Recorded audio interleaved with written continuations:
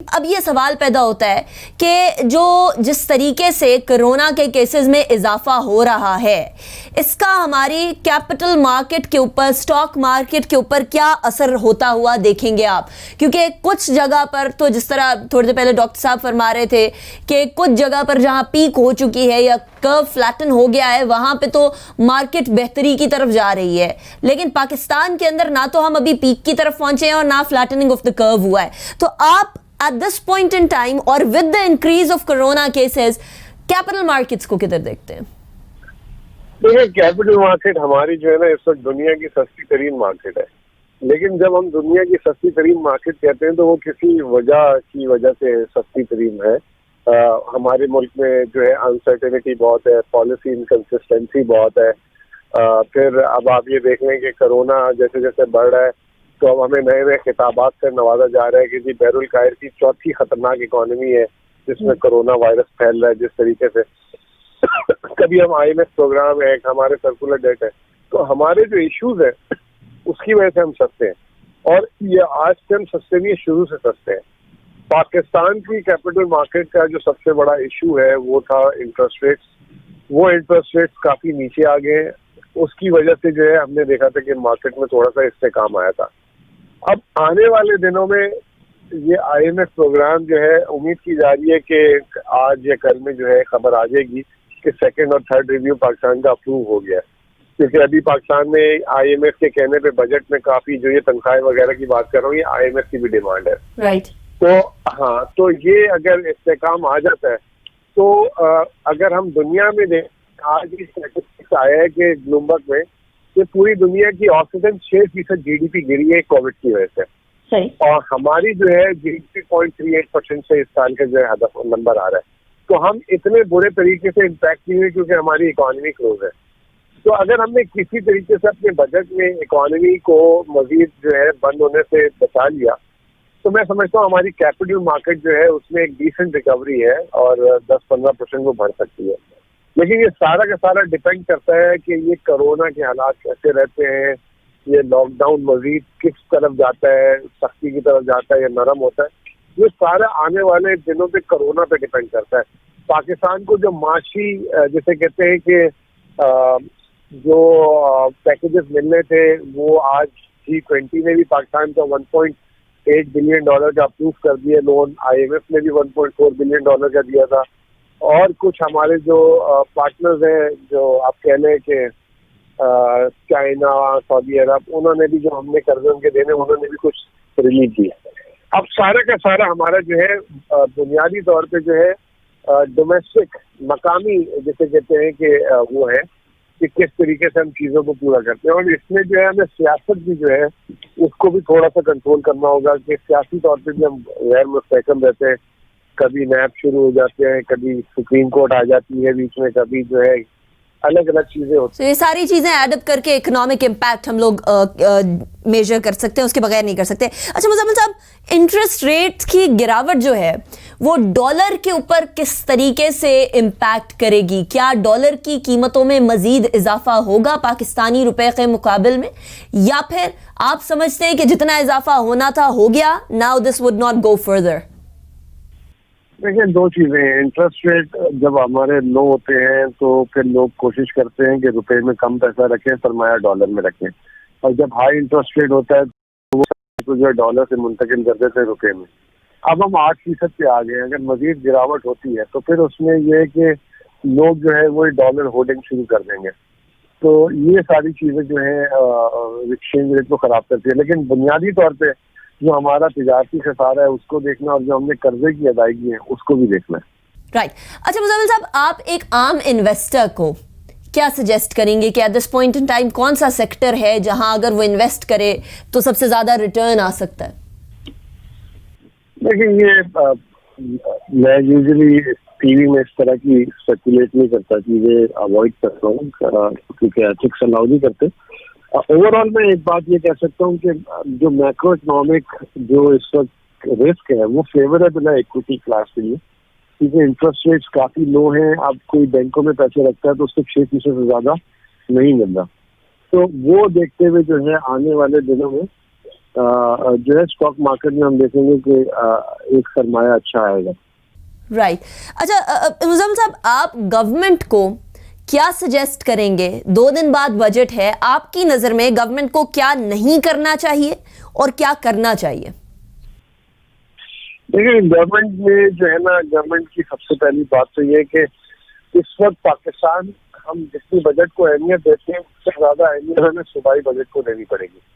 ہمارے صوبوں کے بجٹ جو ہے وفاقی حکومت کے بجٹ سے زیادہ بڑے بجٹ ہیں اور انہیں کے پاس سارا کا سارا چاہتے ہیں. تو گورنمنٹ کو صوبوں کو لوپ میں لینا ہوگا، کیونکہ صرف ڈسپلن وفاقی طور پہ نہیں. مجھے کل پتہ لگا کہ جو وفاقی سیکرٹری ہے اور صوبائی سیکرٹری ہے، صوبائی سیکرٹری کی تنخواہ زیادہ ہے وفاقی سیکرٹری سے. اس کے علاوہ اب پاکستان میں پہلی دفعہ تنخواہوں سے زیادہ پینشن کا بل ہو چکا ہے. تو آپ اس سے اندازہ لگائیں کہ پینشن ایک دوسرا ایک ٹائم بم بن گیا ہے. پاکستان ایک منفرد ملک ہے جہاں پہ پینشن جو سرکاری ملازم ہے اس کے انتقال کے بعد اس کی بیوی ہو جاتی ہے، تو وہ جب تک زندہ رہتی ہے. تو اس طرح جو ہے سرکاری ملازمین سے زیادہ پینشنر ہیں سر، اور وہ اتنا بڑا بل جانا شروع ہو گیا کہ وہ اب حکومت کے بس میں نہیں رہا. تو میں یہ سمجھتا ہوں کہ پینشن کے اس میں بھی اصلاحات لے کر آئیں اور اپنے سرکاری ڈھانچوں میں بھی اصلاحات لے کر آئیں.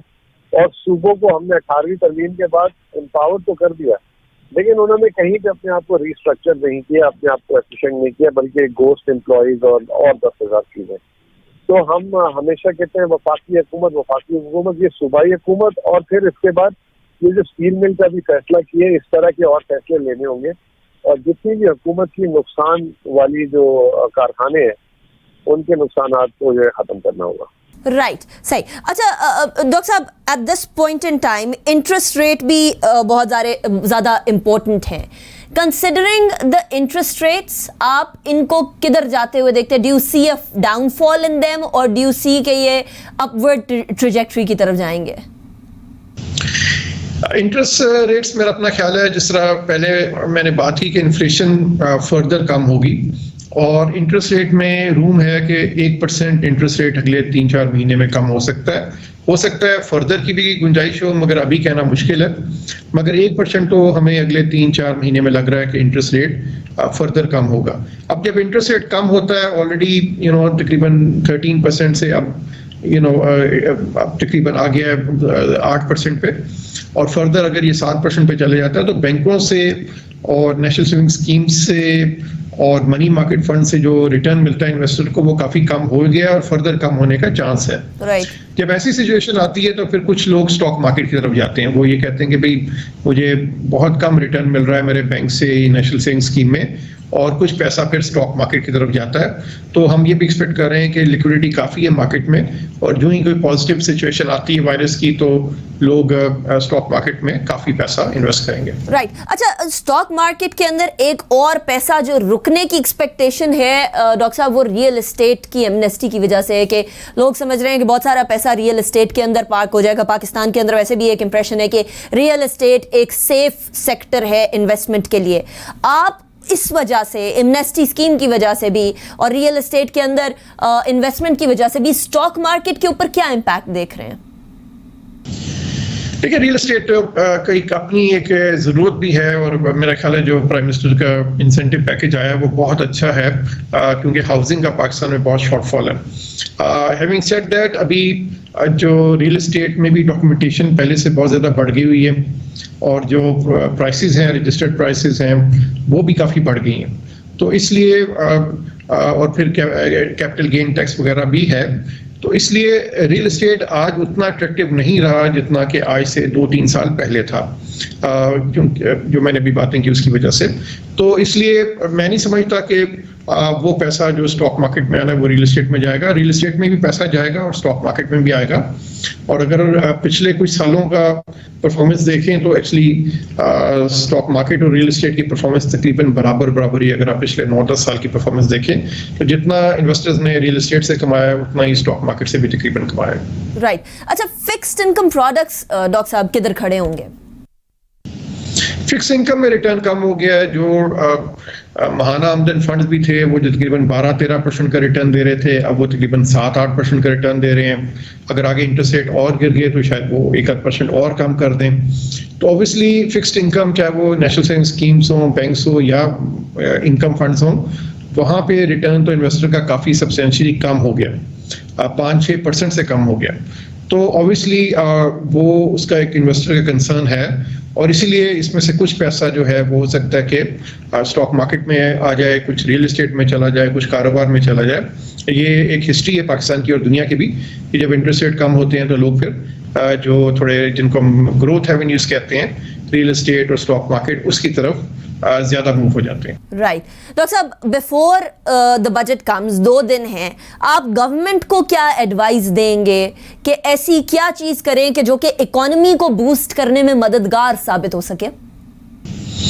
دیکھیں, سب سے پہلے تو گورنمنٹ اپنا خرچہ کنٹرول کرے. میں سمجھتا ہوں کہ اگر آپ پچھلے 5-10 سال میں دیکھیں تو ٹیکس ریونیو میں تو اچھا اضافہ ہوا ہے, مگر گورنمنٹ کے خرچے میں اس سے بھی زیادہ اضافہ ہوا ہے. تو گورنمنٹ جب تک اپنا سائز کم نہیں کرے گی, اپنی اسٹیٹ اور انٹرپرائز جو ہے گورنمنٹ کے, ان کو پرائیویٹائز نہیں کرے گی, جو گورنمنٹ کے پاس ایکسیس لینڈ ہے اس کو میرے خیال میں بیچ کے کچھ ریونیوز اکٹھا کرنا چاہیے. اور میں سمجھتا ہوں گورنمنٹ کو اوور آل بہت گورنمنٹ کا سائز بڑھ گیا پاکستان میں. میں بہت فیڈرل اینڈ پروونشل گورنمنٹ کی بات کر رہا ہوں, اور گورنمنٹ کے سائز کو چھوٹا کرنے کی ضرورت ہے, تاکہ کیونکہ ٹیکس لینے کی لمٹ ہے, آپ کتنا ٹیکس لیں گے.